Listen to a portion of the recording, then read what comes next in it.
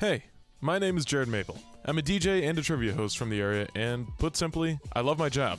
It's always fun and I always catch myself smiling at work. A large part of this is because of the crowd during the nights when I host speed quizzing smartphone trivia. If you're familiar with the bar scene or trivia in the area, you've probably already heard about this. However, there's one person in particular that seems to be pioneering smartphone trivia in Western Mass, Bobby Roast Beef. If you got to some of the bars around Western Mass, there's a chance you've seen this logo.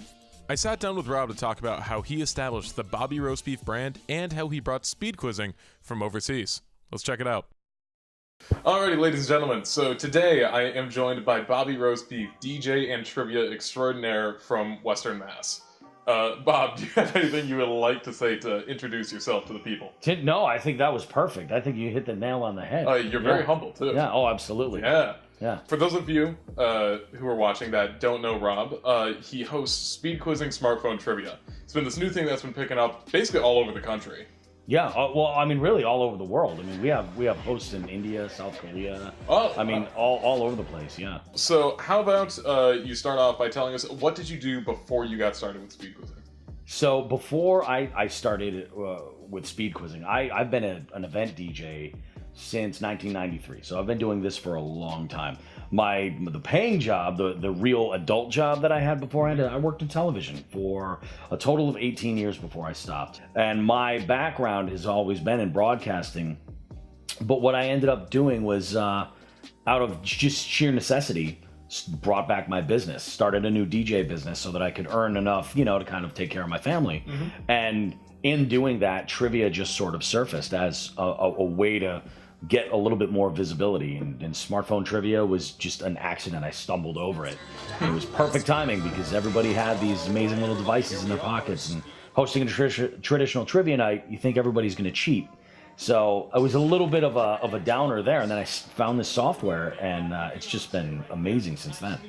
Yeah, so how exactly did you get hooked up with these guys? Were you just looking around for different things that you could do as far as DJing? That's exactly it. All I was doing, I was looking to find some type of a product that I could use to create weekday work for myself. So that way, in my off time from the station, I could pick up one or two shows a week at a bar or restaurant and host trivia. And my strong part has always been not so much as a DJ for mixing ability or anything like that, but my strongest point has always been twofold: event management and MC work. MCing and hosting an event has always just been a really strong point of mine. So hosting trivia and game shows naturally plays right into that. So when people say, how did you find speed quizzing? The short answer is Google. I just kept looking for trivia products that were out there. And eventually it just came to refining my search and looking for it. I think I ended up searching pub quiz, and I eventually just kind of stumbled onto it. And as dumb luck happened to be that there was barely anybody in the country using it, so I figured I'd give it a try, and this is what it snowballed into. So you obviously brought it over to the U.S. I think you were kind of the first. You were the first U.S. host, right? No, I was. When I started, I think there were 4 other hosts. Okay. I'd like to say I was the first in New England. I wasn't. I believe there was one host in Connecticut. I was the first in Massachusetts. I was the first single operator host where I didn't have employees doing other events for me. Okay. That had started working to this level where I started doing 3 and 4 nights a week regularly. Right. And then eventually what happened there was the brand speed quizzing. I never really thought about using America as a market just because of the question content and things like that. But as it caught on a little bit and they got more hosts and more activations being purchased, they started to cater a little bit more toward the American audience. And now they have a sort of a staff of writers that will go through content and then decide, is this UK based, is this US based, is it global, can it go back and forth between the two? So now we've got people producing content for all over the world. Wow. Then so obviously when you were first getting started with speed quizzing, were you already established as Bobby Roast Beef? How did you build your brand? I worked for a local multi-op service in this area, and they just made a sign for me that said DJ Rob Charette. And that was great, but there's a million DJ Robs and DJ Bobs and things like that. As it would happen to play out, I had a friend of mine that I played live music with, and we were just, we had a ton of stuff in common. and he had just conversationally, he had asked me about what I had done one weekend. And I had spent the weekend with, my daughter, and we were just, kind of hanging out, doing things. He was like, "Oh yeah, you and your daughter hanging out all Bobby roast beef style." And what it is that whole roast beef character is a riff off of a Goodfellas character, Johnny Roast Beef. So he kind of said it as sort of just like a reference to that. But I just sort of like laughed it off, didn't really think of it, but in the back of my mind, I was just, that's gold. So I started utilizing Bobby Roast Beef, drop the DJ part, just started utilizing it as social media handle, things like that, just so I could start focusing attention there as a way to separate myself from all the other Bobs and Robs and Bobbies and everything that's out there. So what was your first trivia night like? It was sort of like, I would compare it to being in a boat, like a canoe with a hole in it. All right. And the reason why I say that is because when I started, there was no support for hosts around here. The game functions by players downloading on their smartphone an app, and then they use Wi-Fi connection to connect to a local area network. All that technical stuff aside, they didn't at that time make a speed quizzing router that was designed for that. So I had to sort of hot rod what I had available to me, and it barely worked. It barely worked. Just enough. I couldn't send picture questions, things like that. It was really, really lacking. So when I had done it the very first time, I decided I would do it with a live group, and I was DJing on Sunday nights at this bar in East Long Meadow, and I just decided on this one specific night, I'm just going to go get people to sign up and do the game. And it was amazing. It was definitely nerve-wracking getting things started and getting through it. But once I kind of finished that first round, and I realized that people were engaging with each other, and these weren't necessarily people that were showing up together. They didn't know each other at the bar. They just happened to be there at the same time. One of them was a friend of mine. By the end of the game, they were buying drinks for one another, and they were just having a great time. And at that moment, it dawned on me. I said, "This is something really unique, something very, very special." Yeah. Right. I think absolutely. Generally speaking, everybody loves coming to speed quizzing. Yeah. Even those who are like hesitant to start at first. Yeah. Even I'll tell you, a lot of people that show up and play my nights will say that either they're on one side of the fence or the other when it comes to trivia. I enjoy trivia nights at bars and restaurants, or they are my thing, or they're just not my thing. I've never done it. And what ends up happening is after they've experienced something like this, there's really, I'd like to say that there's no going back, but really it's not even about if they go back. It's just a different game. So it keeps people engaged. Wow. So what would you say your favorite part is? Is it like the fast-paced nature of speed quizzing, or like what's your favorite part of gigging? So the thing I like about speed quizzing is that it's not, even though it is a single brand, and it's an identifiable brand, it's not necessarily the game. There's a lot of room for creativity.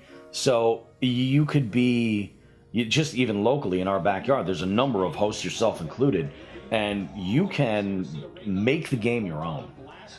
And then, so obviously, I think you're probably the most well-pronounced trivia host in the area. Yep. What would you say is like a key element that like separates you from the other hosts? Like, what do you think makes your game so great? I don't really know what it is about my games that makes them necessarily better or different than anybody else. But ultimately, what it all comes down to is just being organic as a host, being yourself, and putting yourself into the game. Because ultimately what's happening is no matter who is in front of you, if they're showing up repeatedly, sure, the game's fun and they love the game, but if you were to swap the entire personality of the game, it'd be totally different. All right, and I will say, I think one of my favorite elements of your game, so I can be a little bit stern with Yeah. like when I'm hosting, Oh yeah. You have implemented this thing called the bitch tax. Oh yes. And last week when I was getting the video for this, you almost bitch taxed an entire room. Oh, absolutely. So, yeah, that's right. I remember that. Muggsy Bogues, he was 5'3". You guys didn't hear me say, oh, hold up. I'll tell you what, guys, let's make a deal. Everybody's complaining about a question that nobody got any points for. I'll tell you what, why don't I reset the scores to 0 and we can start fresh? How's that sound? I'm huh? okay with that. Yeah? You guys might like a little abuse. Tyrone is his first name. You guys know the rules. Suck it up. There's one thing that's just a pet peeve of mine is when folks interrupt the quiz mid-game. When it's happening, don't interrupt it. So what I often tell people is there's a right way and a wrong way to call me out on some type of a flaw or something that you strike as an issue. So when somebody, immediately jumps up and says, that's wrong, it was such and such, not, this movie or whatever, I just tax them 20 points from their score for interrupting the game.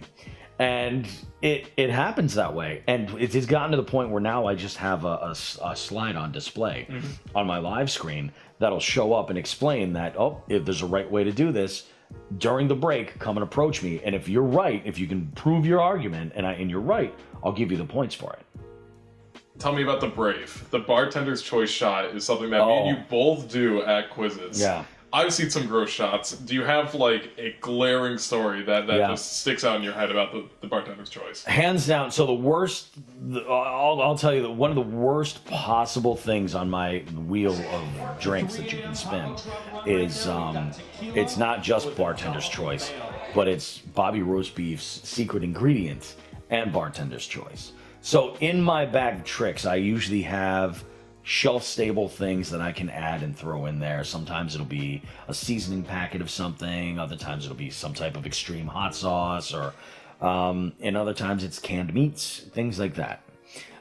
This one night I was at Plan B Burger Bar, and this was it was just an amazing night. This one guy who was a regular, nice guy too, and I felt really bad about this, but he spun the wheel and it landed on Bobby Roast Beef's secret ingredient plus bartender's choice. I gave him my secret ingredient. It was a can of sardines. The bartender then decided to take this can of sardines, open it up, and dump the entire contents into a tumbler of ice. When he opened the can, he cleared the bar. It was terrible. It was awful. Then he proceeded to pour absinthe on top of this and shake it till it was just a brown mass of scales and bones and sardine juice and absinthe. And he pours it into a water glass, just a big glass. And I told the guy, I said, look, I feel really bad for you. I go, if you can even put down just one good sip of this down, I'm going to give you your points. Hands down. It was so bad. And that was absolutely the worst. Did he take the sip, though? He drank half the glass. You know, he didn't have to. He was a hero. I'm impressed. He drank half the glass. I'm impressed. I couldn't believe it. Wow, damn.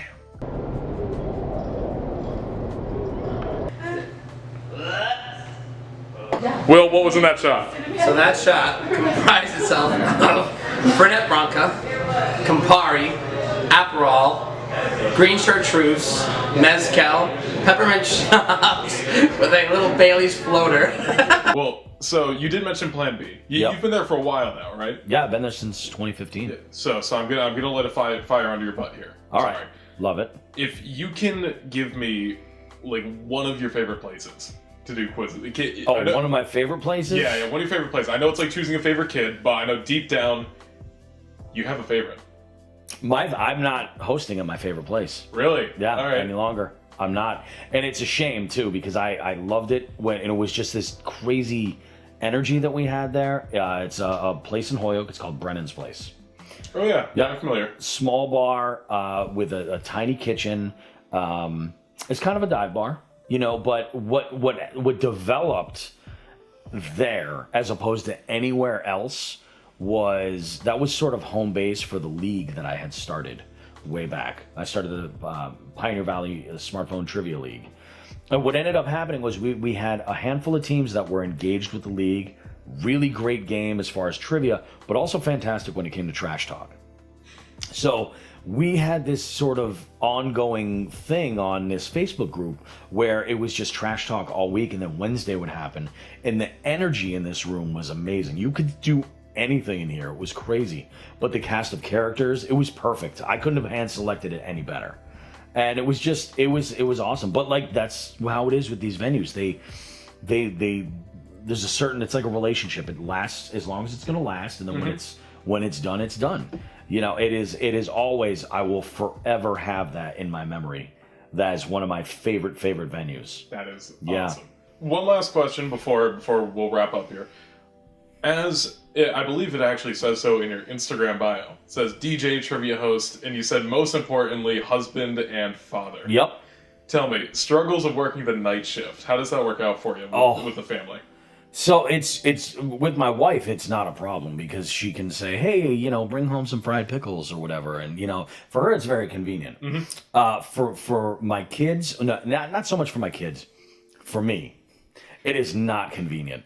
It was a lot harder when I was working during the day, and I would work a morning shift and get out in the afternoon and pick my kids up from school, and then I would have trivia that wouldn't even start until 9 o'clock. So I'd be out till midnight every single night. I'd have to get up at 6 a.m. And it was a huge undertaking to be able to make this sort of happen. Now, it's a little bit different. Yes, I am going and dropping my kids off every morning from school. So I have early mornings, but they're not the same mornings at all. I don't have to be functional by 7 a.m. You know, I just have to get them to school safely. So you could be driving like the family van, just in like your PJs and like morning coffee. Exactly. Yeah, that's pretty much what it is. I go out and I grab a coffee and then I drop the kids off and do that. The summertime is when I have like it's great. But what's amazing is that doing this job really made me a better parent because now I'm around and I control my schedule for the pageant that my youngest daughter's having with her school, or the dance recitals, or I have to, one of them has a dentist appointment or something like that. Like, I'm around for all that stuff now, as to where before it was like, I've got to go out and make a living. Yeah, right. So it was really a challenge. Trivia host, DJ extraordinaire. Anything you want to plug? Any other closing words you want to say before we cut the interview? Closing words? Support your local bartenders. Go out and play bar games. And get off the couch. Forget Netflix. It'll be there on the weekend. It'll be there in the morning.